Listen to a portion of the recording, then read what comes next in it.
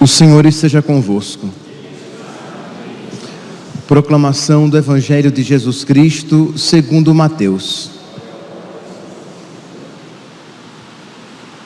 Naquele tempo, enquanto Jesus subia para Jerusalém, ele tomou os 12 discípulos à parte e durante a caminhada disse-lhes: Eis que estamos subindo para Jerusalém, e o Filho do Homem será entregue aos sumos sacerdotes e aos mestres da lei. Eles o condenarão à morte e o entregarão aos pagãos para zombarem dele, para flagelá-lo e crucificá-lo, mas no terceiro dia ressuscitará. A mãe dos filhos de Zebedeu aproximou-se de Jesus com seus filhos e ajoelhou-se com a intenção de fazer um pedido. Jesus perguntou: O que queres? Ela respondeu: Manda que estes meus 2 filhos se sentem no teu reino, um à tua direita e o outro à tua esquerda. Jesus então respondeu-lhes: Não sabeis o que estáis pedindo. Por acaso podeis beber o cálice que eu vou beber? Eles responderam: Podemos. Então Jesus lhes disse: De fato, vós bebereis do meu cálice, mas não depende de mim conceder o lugar à minha direita ou à minha esquerda. Meu Pai é quem dará esses lugares àqueles para os quais ele os preparou. Quando os outros 10 discípulos ouviram isso, ficaram irritados contra os 2 irmãos. Jesus, porém, chamou-os e disse: Vós sabeis que os chefes das nações têm poder sobre elas, e os grandes as oprimem. Entre vós não deverá ser assim. Quem quiser tornar-se grande, torne-se vosso servidor. Quem quiser ser o primeiro, seja o vosso servo. Pois o Filho do Homem não veio para ser servido, mas para servir e dar a sua vida como resgate em favor de muitos. Palavra da salvação.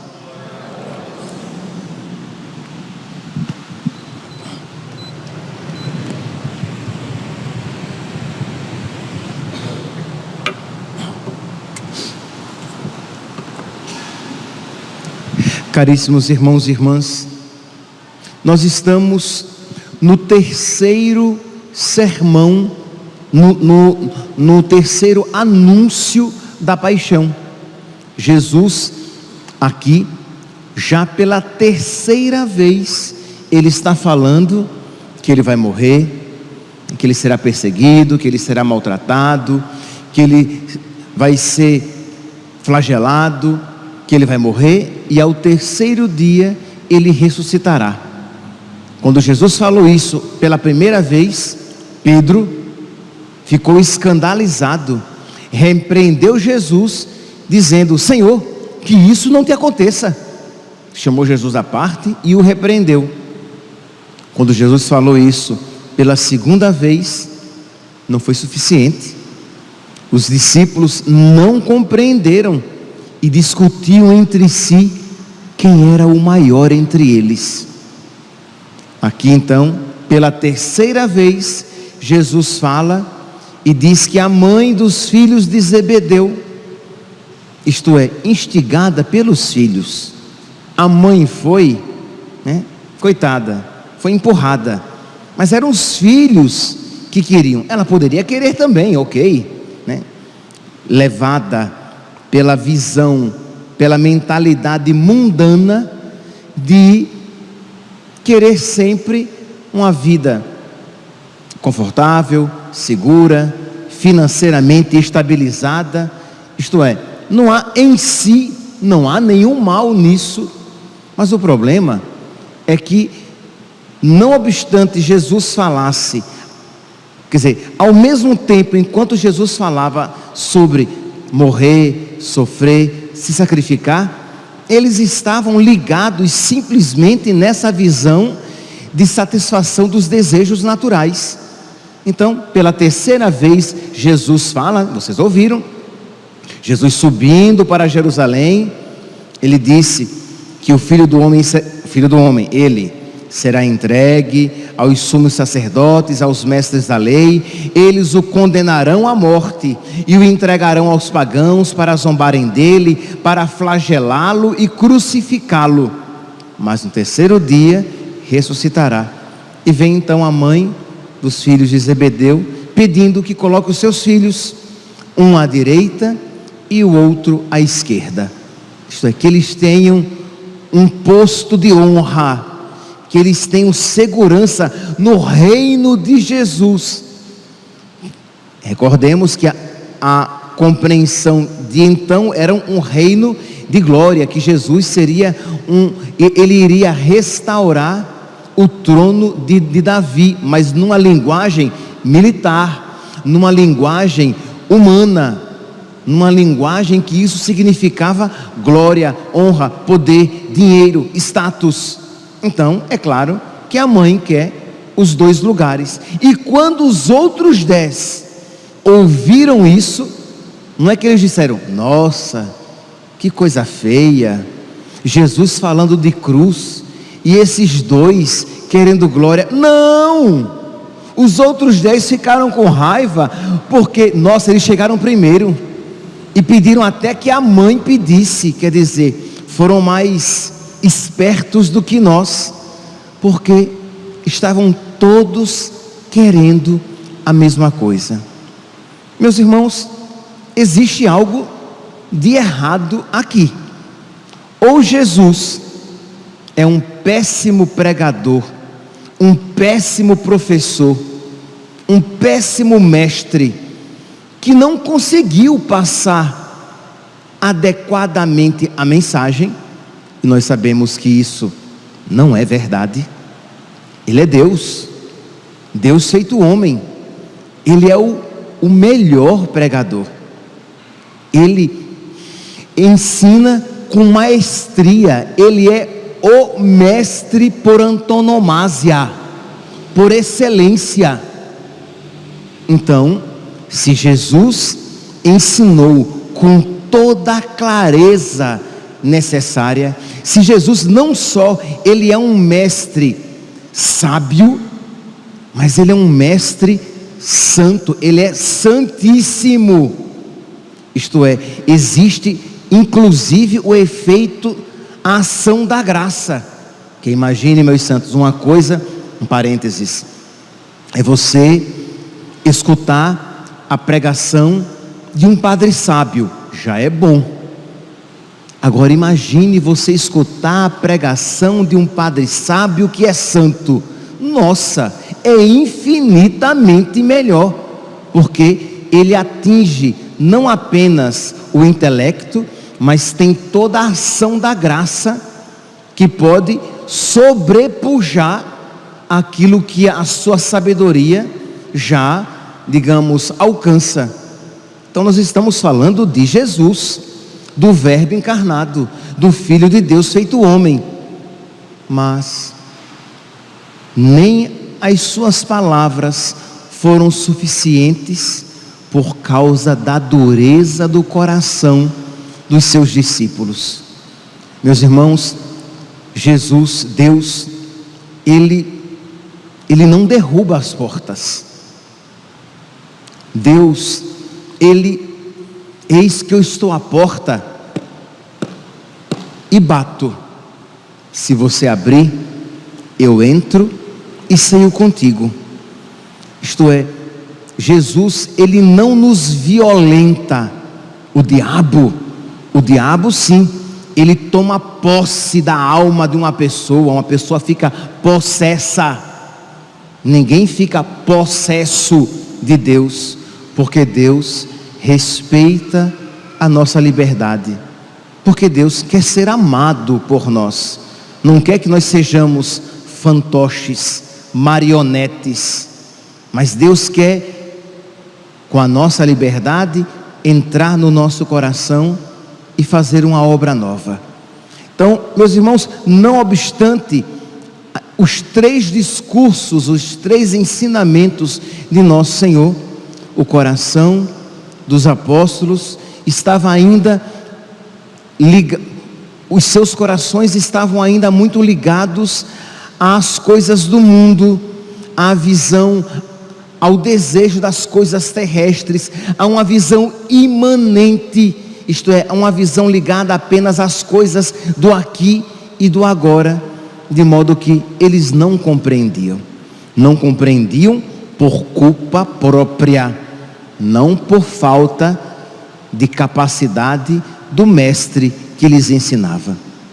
Meus irmãos, mutatis mutandis, isto é, mudando aquilo que deve ser mudado, isso também se aplica a nós. Quantas vezes já não ouvimos este evangelho?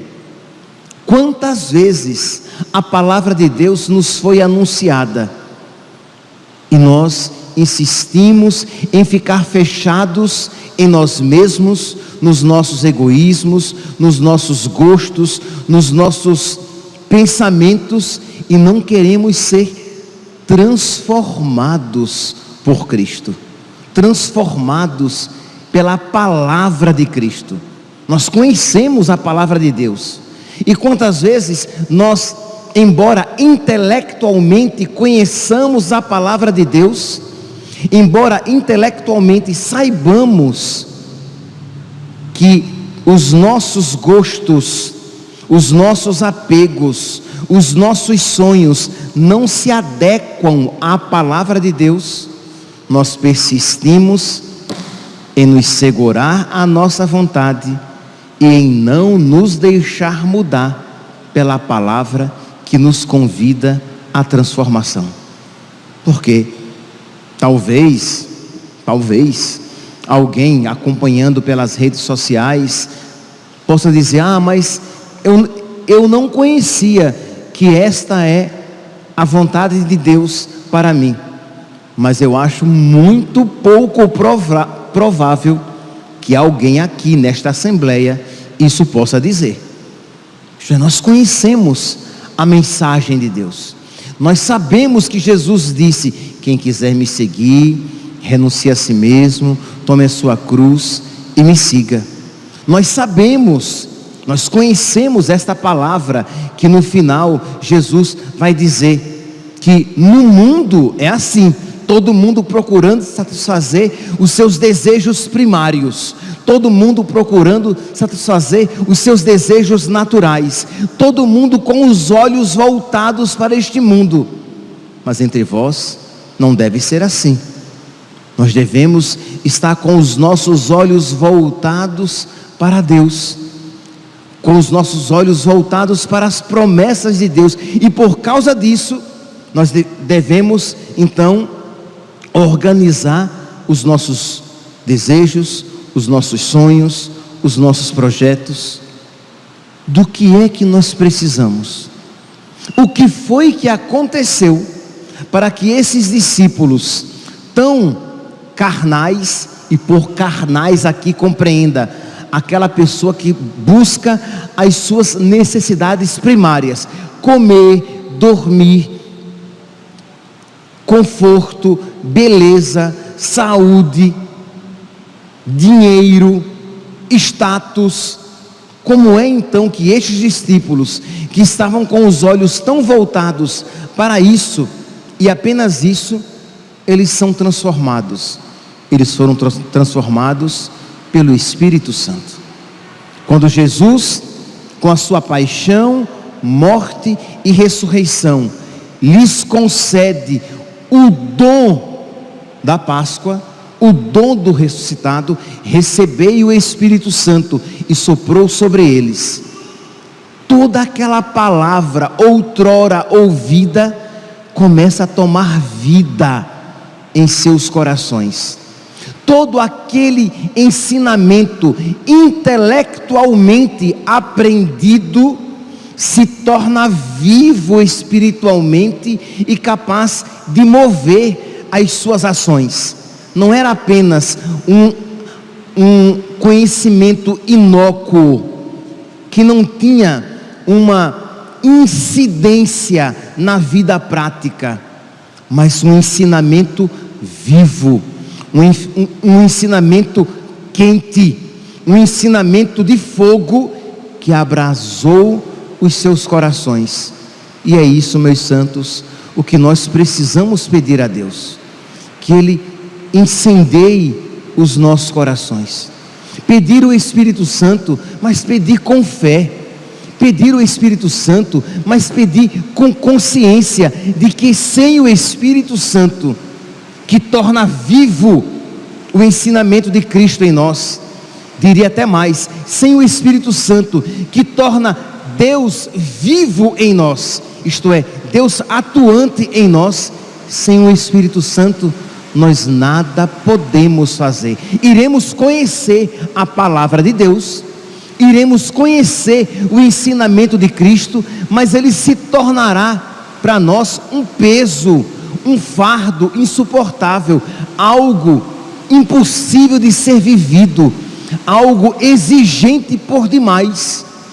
Mas quando recebemos o Espírito Santo, ele nos torna não apenas capazes de viver a vontade de Deus, mas, espantemo-nos, desejosos de viver a palavra de Deus.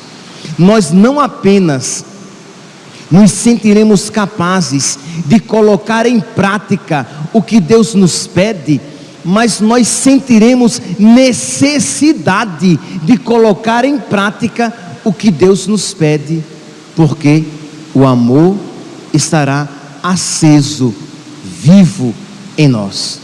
Peçamos, meus santos, peçamos não apenas com a boca, peçamos não apenas com o intelecto, mas peçamos com a alma. Vinde, Espírito Santo, diga mesmo de verdade: Jesus, eu preciso do Teu Espírito Santo para viver a Tua palavra com liberdade. Jesus, eu preciso do Teu Espírito Santo para viver a Tua vontade com amor. Jesus, eu preciso do Espírito Santo para não me escandalizar com a cruz, mas beijá-la na minha vida. Jesus, eu preciso do Teu Espírito Santo para não me tornar inimigo da cruz, mas querer ser contigo crucificado. Jesus, eu preciso do Teu Espírito Santo para que tudo aquilo que é mundano em mim seja queimado e a Tua palavra entronizada no meu coração. Peçamos, meus santos, peçamos por intercessão de São José, tão dócil ao Espírito Santo. Peçamos por intercessão da Virgem Maria, tão dócil ao Espírito, que é chamada de esposa do Espírito Santo. Peçamos o Espírito Santo a Jesus, que Ele quer nos conceder em abundância o seu amor, o Espírito Santo, para que com o seu amor nós o possamos amar de volta. Louvado seja nosso Senhor Jesus Cristo, para sempre seja louvado.